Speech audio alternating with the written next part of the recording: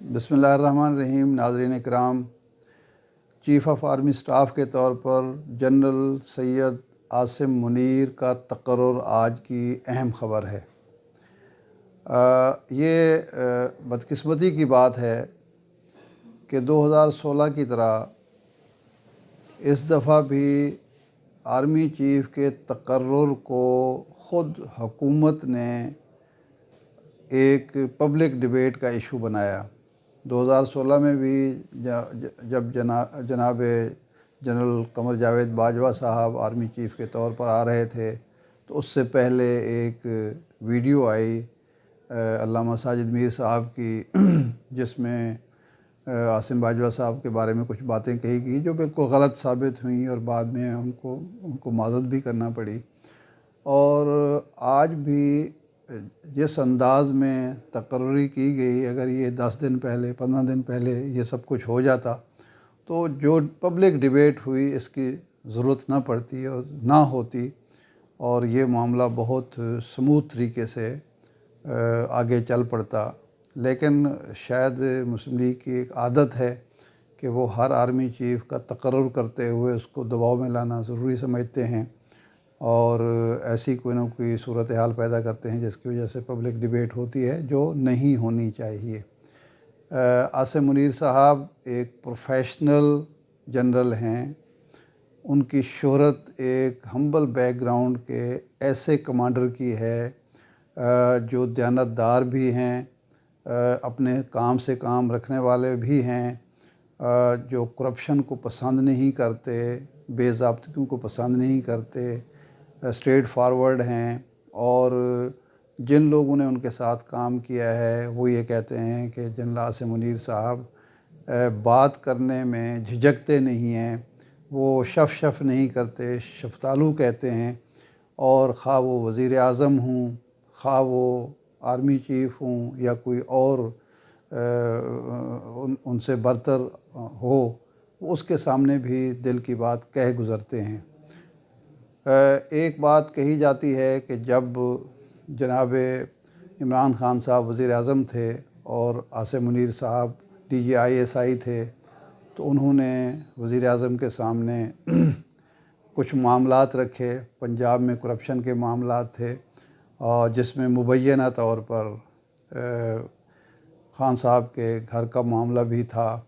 और उस पर ख़ान साहब ने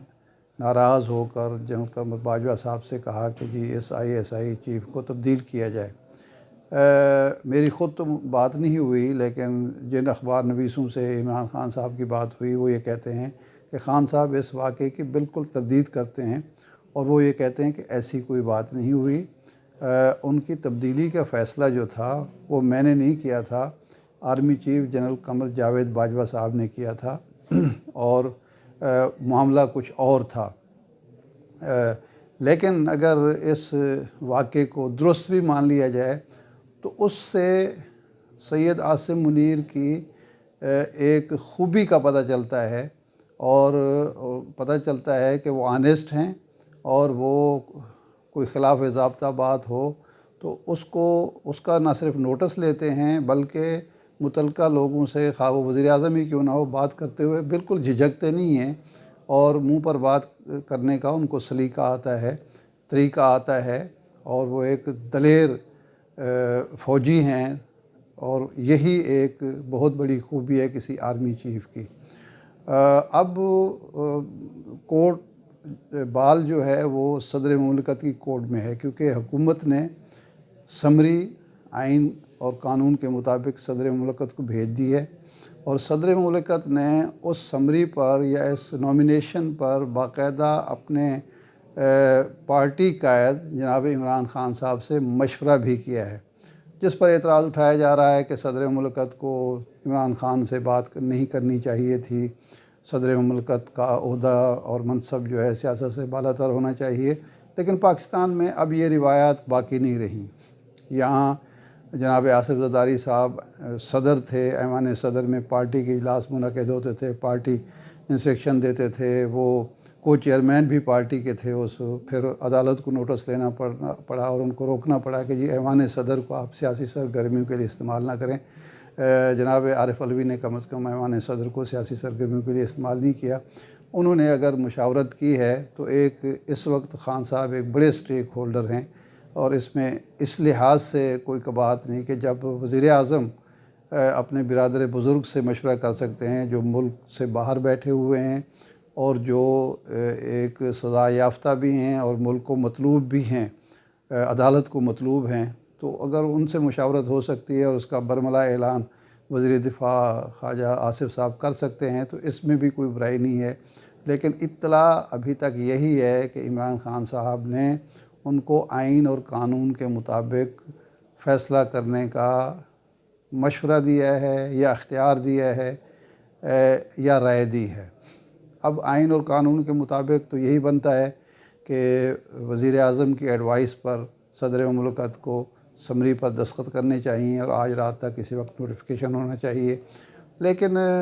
جس طرح وہ دودھ میں مینگنیاں ڈالنے والی بات ہوتی ہے، حکومت نے اس سمری کو جو وزارت دفاع کی تھی منظور کرتے ہوئے ایک تو ان کی جو ریٹائرمنٹ 27 کو ہونے والی ہے اس کو سسپینڈ کیا، فریز کیا، اس کے علاوہ ایک ریٹینشن کا سمری منظور کی، اور ایسے لگا کہ جی یہ کوئی بہت بڑا احسان کر رہی ہے حکومت ان پر، اور ان کو جو ہے وہ حالانکہ وہ سینئر موسٹ ہیں تو ایک سینئر موسٹ جرنیل کو آرمی چیف لگاتے ہوئے ایسا تاثر دیا گیا کہ ہم نے کوئی بہت زیادہ قد و کاوش کی ہے ورنہ وہ بنتا نہیں تھا. اور یہ تاثر پیدا ہو گیا ہے کہ شاید صدر مملکت آئین اور قانون کے تقاضوں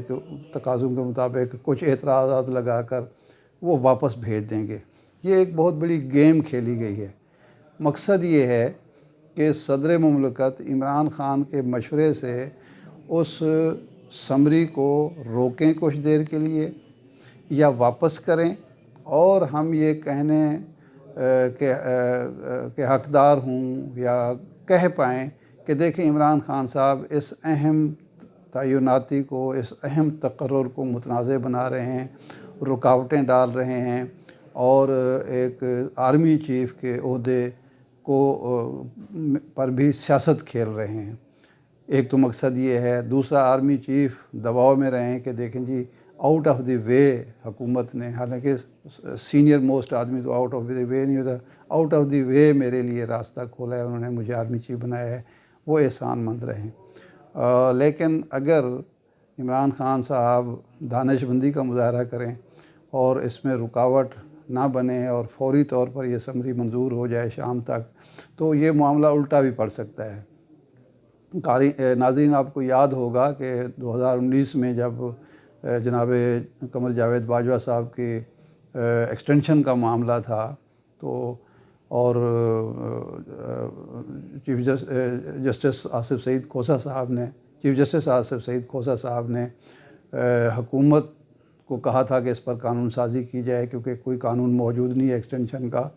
تو اس وقت مسلم لیگ نون نے آنکھیں بند کر کے حکومت سے تعاون کیا تھا اور وہ جو آئینی ترمیم تھی اس کی منظوری میں حصہ لیا تھا.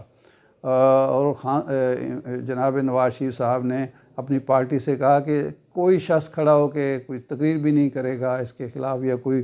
نقطہ بھی نہیں اٹھائے گا، بس چپ کر کے ووٹ دے دو. وہ وقت تھا جب انہوں نے اسٹیبلشمنٹ سے یا فوج سے یا فوجی قیادت سے اپنے جو خراب تعلقات تھے وہ بہتر بنا لیے تھے، رابطے ہو گئے تھے، اور وہ ماضی کی تلخیاں بلانے کا بہترین موقع تھا. خان صاحب بھی اگر چاہیں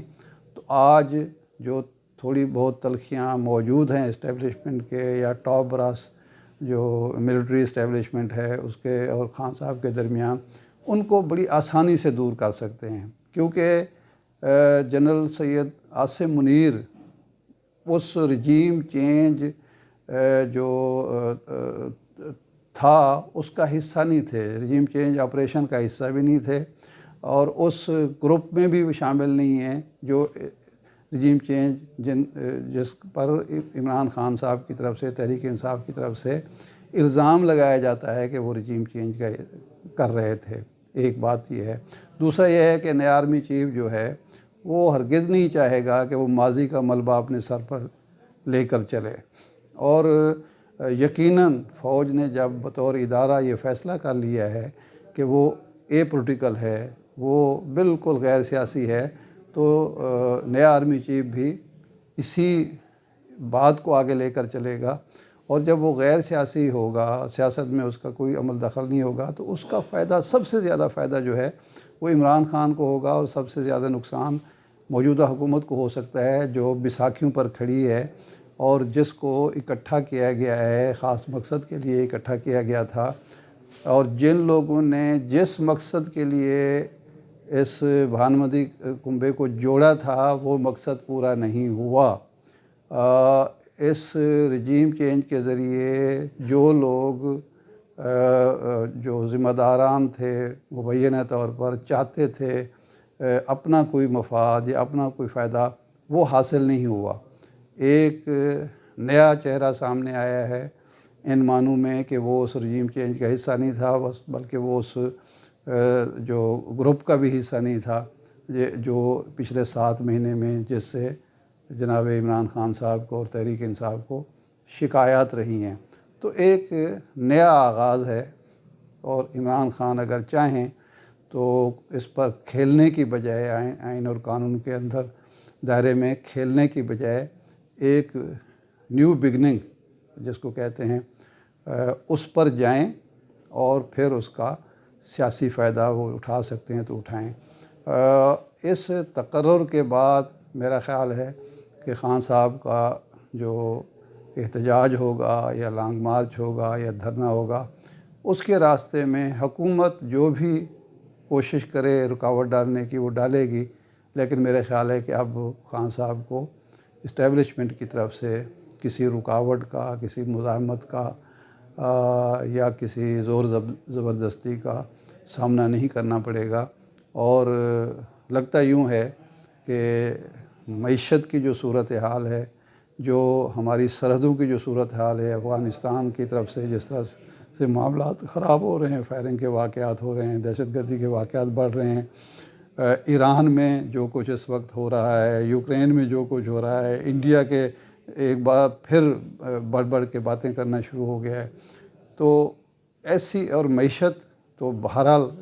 ہر کوئی مانتا ہے، کل آرمی چیف نے بھی مانا کہ معیشت کی حالت بہت بری ہے، تو ایسی صورتحال میں کوئی بھی آرمی چیف نہیں چاہے گا کہ ملک میں عدم استحکام ہو اور اس کے اثرات ہماری قومی سلامتی پر پڑیں۔ تو عمران خان صاحب نئے الیکشن کا مطالبہ منانے میں اب آسانی سے کامیاب ہو سکتے ہیں، کیونکہ حکومت کی مزاحمت جس وجہ سے تھی، جن بیساکھیوں کے زور پر تھی، اب وہ نہیں رہے گی۔ دعا کرنی چاہیے کہ نیا آرمی چیف اور نیا joint chief of staff committee کا چیئرمین جو ہے پاکستان کے لیے، پاکستان کی فوج کے لیے، پاکستان کی جمہوریت کے لیے اور پاکستان کی سلامتی کے لیے مبارک ثابت ہو۔ اللہ کرے گا ایسا ہی ہو۔